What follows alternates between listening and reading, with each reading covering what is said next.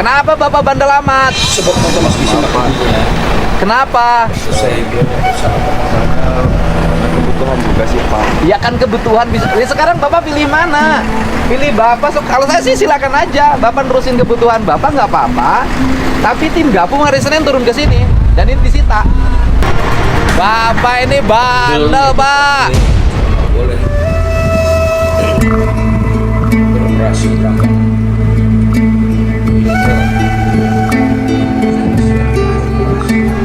Saya kan persuasif kemarin Pak sama Bapak ngingetin prosedur penambangannya ditempuh dulu. Nanti perizinannya saya bantu. Saya tes Bapak loh. Bapak tapi terus-terusan. Saya pidanain loh Pak. Ini Amarah Kang Deddy Mulyadi pecah saat mendapati aktivitas galian pasir yang kembali beroperasi tanpa mengindahkan peringatan. Sawah warga rusak, sungai berubah keruh, dan lingkungan dibiarkan jadi korban keserakahan. kan termasuk perizinannya, tetapi dia terus tidak menghiraukan melaksanakan kegiatannya. Hari ini akan saya stop dan mungkin hari Senin saya akan melaporkan langsung ke Dirjen Penegakan Hukum Kementerian Lingkungan Hidup karena di sini ada pelanggaran lingkungan. Ya, ada indikasi pelanggaran lingkungan. Yang kita coba temui. Penanggung jawab operasional saya nih Pak. Penanggung jawab operasionalnya saha? Andri ini mana enak? Pemborong galian itu terlihat kaget ketika Deddy Mulyadi benar-benar datang ke lokasi. Seolah tak percaya, orang yang mereka anggap hanya sekadar memberi peringatan kini berdiri. Tepat di hadapan mereka, kesalahan terbesar mereka adalah meremehkan komitmen seorang pemimpin yang konsisten membela rakyat kecil. Dengan nada tegas dan wajah penuh kekecewaan, Deddy Mulyadi menegaskan bahwa peringatan bukan formalitas, apalagi candaan. Ketika pengusaha bandel merasa kebal hukum dan mengira pengawasan akan berhenti, justru disitulah negara harus hadir. Bagi Deddy Mulyadi, merusak sawah dan mencemari sungai sama saja dengan merampas hak hidup warga.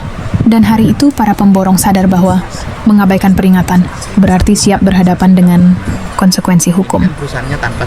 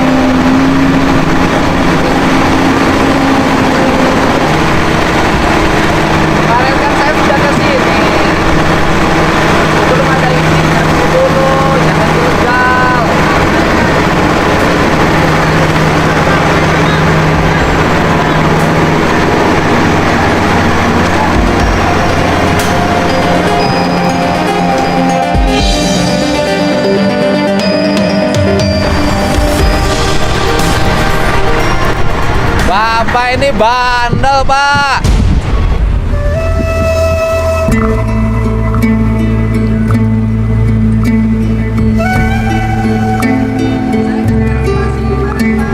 Saya kan persuasif kemarin Pak sama Bapak ngingetin prosedur penambangannya ditempuh dulu. Nanti perizinannya saya bantu. Saya tes Bapak loh. Bapak tapi terus-terusan. Saya pidanain loh Pak. Ini pidana lingkungan Pak.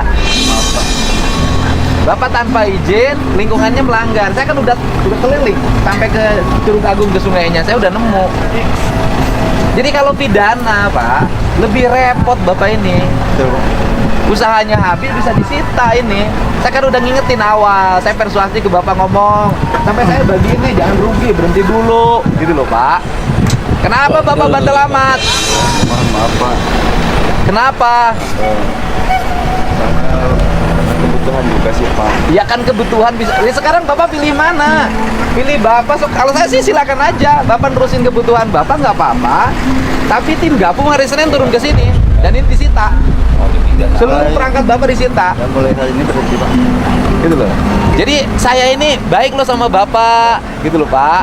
Saya tuh bantu loh Pak. Saya tuh nggak akan halangin orang usaha selama usahanya baik, gitu loh.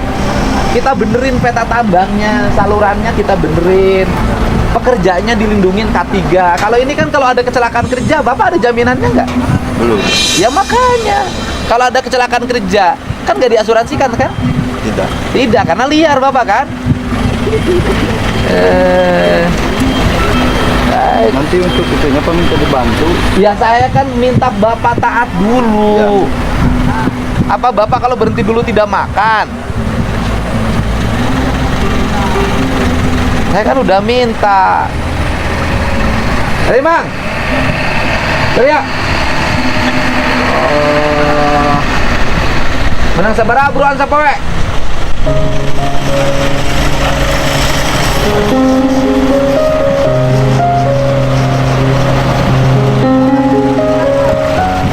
Bapak ya asuransi nata? Saya. Enggak ya. Kalau kecelakaan kerja Bapak ada jaminan kecelakaan nggak? Kalau Bapak sakit ada asuransi sakitnya nggak? Nggak ada kan? Kalau Bapak ketimpa uruk ini, keluarganya dapat santunan nggak nanti? Enggak kan? Tujuan disebut dengan buat izin memenuhi standarisasi kerja itu tujuannya untuk Bapak semua.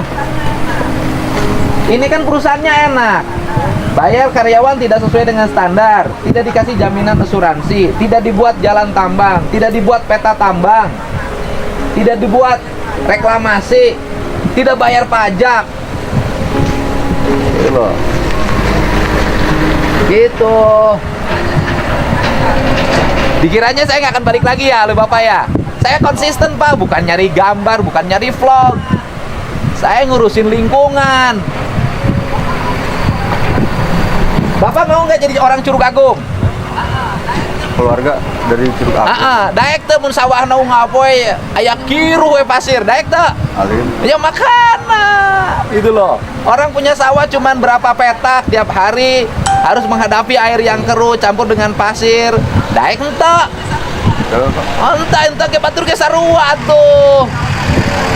Gitu loh, batur boga sawah sapetak teh ieu teu dahar. Berapa karyawan Bapak? Ada 20. 20. Mana karyawannya kumpul sini? Ayo kusir bijaan kabeh. Urang teh jeung maraneh ya teh. Emang jeung saya. Karya isukan lamun katinggang pasir ieu, mun katinggang pasir ieu pamajikan aya nu ngahasakeun moal. Moal. Terus teu menang santunan, bisa tahlil moal, mayer tahlil. Hah? Anak anu nyakolakeun moal engke. Ini kan tujuan saya kesini tuh kasihan. Ini kayak gini mengancam rontok. Gitu loh Pak. Bapak kebanting mesin. Siapa yang menang seberaha? Upah 100.000. Siapa yang kan biak jang dahar kan? Lamun isukan gering diubaran teh kudu boga tambangna.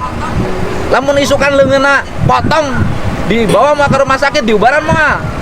Oh, moal. Gitu loh. Gitu. Jadi yang disebut dengan izin berizin itu tujuannya untuk perlindungan karyawan, perlindungan alam. Gitu. Jadi bukan hanya gini.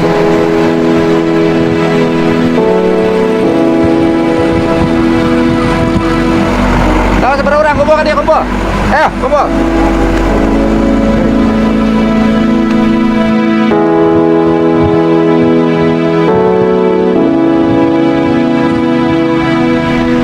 Kan saya itu tadinya itu minggu depan tuh mau saya kumpulkan. Ayo kita cari solusi, gitu loh Pak.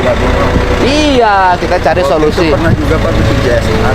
Bu enggak, Pak gini loh Pak. Jadi urusan orang kena limbah nggak bisa ditukerin sama sembako, tapi sistemnya harus dibenerin. Nggak bisa misalnya dibagi CSR, orang kena limbah bagi CSR, bukan begitu. Waktu itu bukan pembagian uang Pak. Apa? Perbaikan salurannya. Iya, salurannya diperbaiki juga. Kalau kualitas airnya jelek buat apa? Saya kan pelindungan Bapak, sok. Bapak coba, ini pakai sistem nggak nambangnya sananya? Ayo, enggak seperti ini aja kan? Nggak dibuat kotak-kotak, air ngalir ke sini, ngair ke sini. Bapak udah punya peta reklamasinya nggak nanti? Nggak punya juga kan, gitu loh. Itu yang dimaksud. Karena gini, kalau kecelakaan kerja Bapak dipidana. Kalau kecelakaan kerja Bapak dipidana. Orang tuh nggak tak tentu Pak, namanya nasib orang. Tiba-tiba jatuh bukitnya, tiba-tiba orang kebanting mesin, tiba-tiba mobil mundur, tiba-tiba mesin meledak, orang nggak tentu gitu loh. Nanti kalau Bapak kena kan lebih gede dari ini Bapak biayanya, bisa habis tambang ini nggak cukup.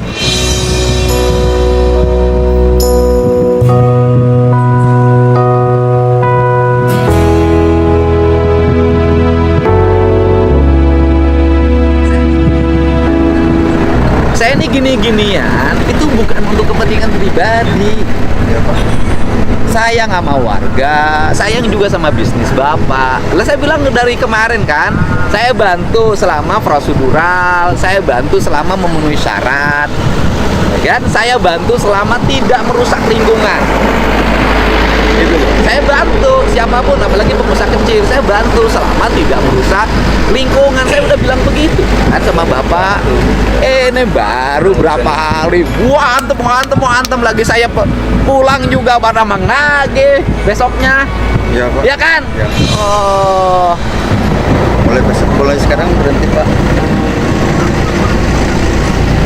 mau ulang wae, buka-budak bereje.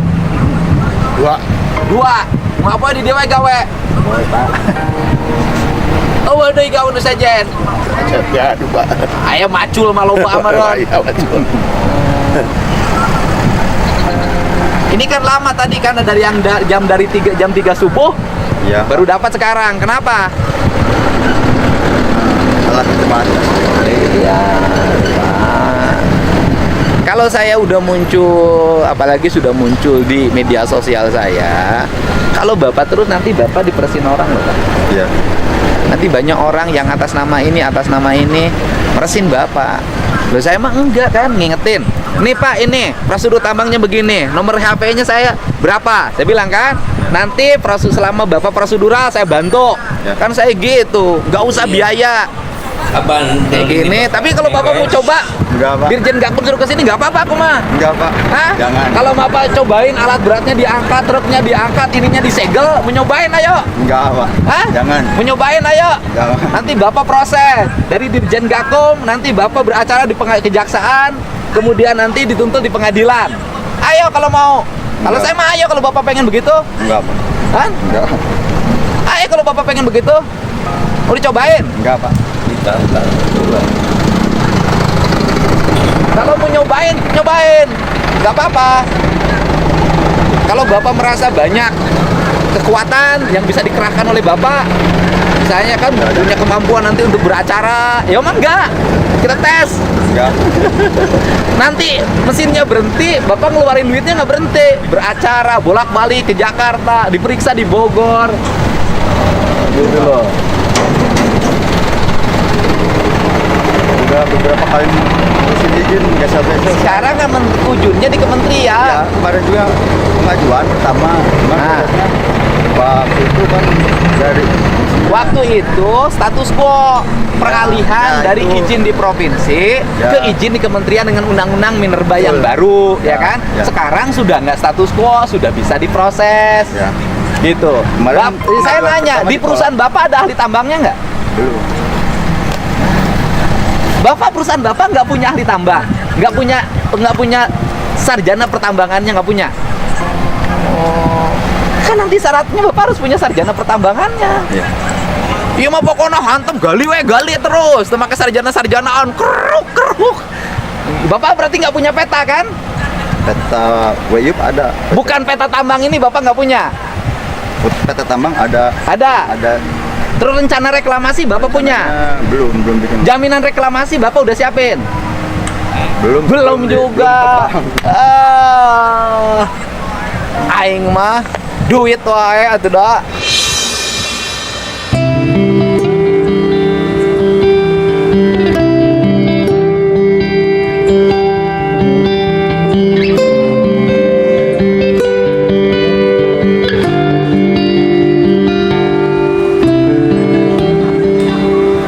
Karena nih Bapak ini kalau diproses, Bapak udah beberapa kali salah. Kenapa? Ternyata Bapak nggak punya kelengkapan itu. Nggak punya kelengkapan itu. Naon eta tukang naon eta? Tadi ya. Iya. Aduh, Bang.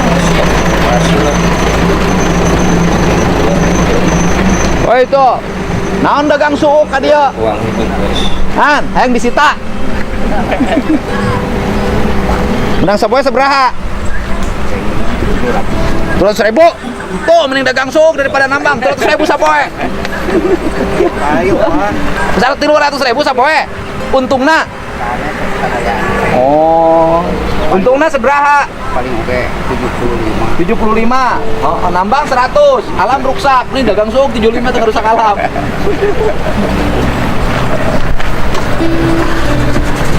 Jadi Bapak setelah saya datang udah berapa hari? Nambang terus. Sampai hari ini kemarin. Hah? 2 hari, Pak. Berapa hari? 2 hari. 2 hari. Doa Bapak nambang terus disangkanya saya nggak akan datang lagi. Ah, cukup sekali pasti ge. Untuk kepentingan vlog. Enggak, kalau saya mah sampai tuntas masalah ini harus selesai. Atau mau saya telepon dirjennya. Jangan. Hah? Jangan. Saya telepon dirjennya, telepon. Jangan. Besok enggak. Hah? Mulai sekarang Enggak, kalau Bapak udahlah Pak. Saya terus. enggak. Saya telepon dirjennya. Jangan. Ya? Jangan. Saya telepon nggak apa-apa, nanti tim gabungnya ke sini. Ya. Nggak ngancam-ngancam kalau saya kan nggak punya kekuatan. Yang melakukan penindakannya adalah Kementerian Lingkungan Hidup, Dirjen Penegakan Hukum, karena ada pelanggaran undang-undang lingkungan. Ya kalau Bapak, saya nggak bisa Bapak, saya cabut beko berarti nggak bisa saya hanya sekedar memperingatkan, laksanakan, kemudian nanti meminta Dirjen Gakum melakukan tindakan. Kalau nggak lakukan tindakan, saya bawa di RDP. Ya, berhenti nih, serius nih. Serius, Pak. Sumpah ya. Siapa? Siap. Nyaan ya. Nyaan, Pak. Awas isukan muka deui. Moal, Pak. Kan? Moal. Bener ya? Bener. Beres semua, Pak. Hah? Sumpah ya, nggak akan buka lagi. Sampai izinnya keluar. Ya.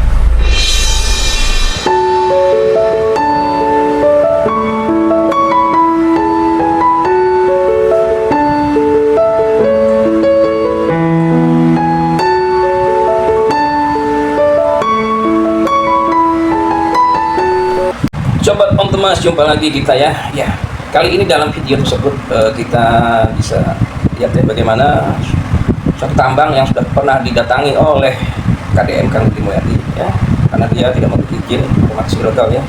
Itu malah masih beroperasi. Nah, di sini Kang Deddy Mulyadi sempat memberikan banyak nasihat ya, walaupun sedikit agak kesel sepertinya ya. Intinya ini kalau masih beroperasi ya, sementara izin masih dalam proses, akan dipidanakan ya. Nah, otomatis lebih ribet lagi masalahnya. Soalnya Kang Deddy Mulyadi itu benar-benar dia peduli amat guys ya. Yang namanya hutan, alam, sawah ya, itu dia nggak bisa dikompromi ya. Itu guys. Oke. Di sini kita juga bisa mendapatkan pelajaran bahwasanya semuanya itu harus mengikuti aturan ya. Mana yang boleh, mana yang tidak. Ya. Selain itu juga Kang Deddy Mulyadi ini peduli juga sama pekerja yang ada di dalam tambang itu, supaya tidak terjadi, andaikan terjadi kecelakaan kita kalau sudah mendapatkan izin itu pengurusannya lebih mudah ya juga, dan juga di dalam sistem SOP ya di tambang itu akan baik ya. Tuh. Ya kita ambil posisi positifnya ya dari video ini ya guys.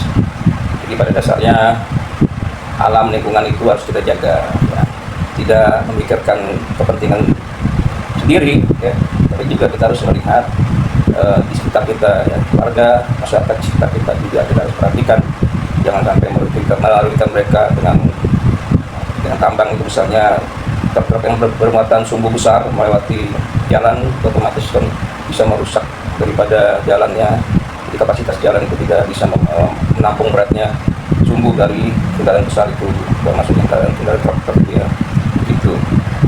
Oke, sobat Om Temas, makasih yang sudah menonton dari awal sampai selesai video Om Temas. Aku doakan kalian diberikan kesehatan lahir batin, dilibatkan banyak rezeki, kesuksesan dan kebahagiaan tentunya. Dan jangan lupa semongko.